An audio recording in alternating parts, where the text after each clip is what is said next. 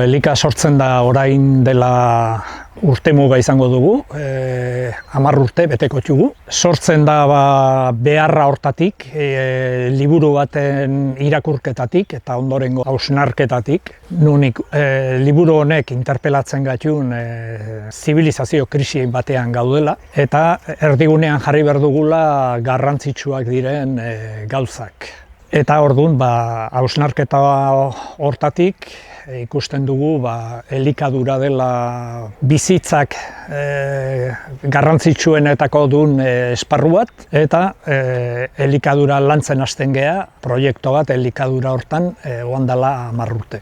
3 zea ditugu, adar, salmenta gauzatzeko, bada labore proiektuan saltzen dugu zati bat, beste bada 50 piko otar banatzen ditugu astean behin, eta gero ilea ekoizpenaren erdian ingurua salmenta zuzenean egiten dugu. Ikusten dugu ohiturak asko aldatu direla, azkeneko hamarkadatan, erosotasunan izenean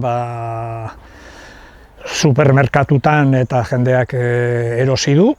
Baina ikusten dugu ere badagola gizartearen masa kritiko bat, gizartearen 15-20 nun baloratzen duen elikagai osasuntsuak, bertakoak, garaikoak, eta hori probestuz bajungea poliki-poliki iritzi bat sortzen herrian, eta jendea hurbiltzen da salmenta zuzena ontara. Azkeneko hamarkadatan lehen sektorea ilea desagertu inda. Modo profesionalean horti bizi direnak ale batzu dira. Egia da badagola beste zatitxo bat, abeltzainak gehienak, nun partekatzen dutenak lana kanpoan, industrian, zerbitzu sektorean, eta bar.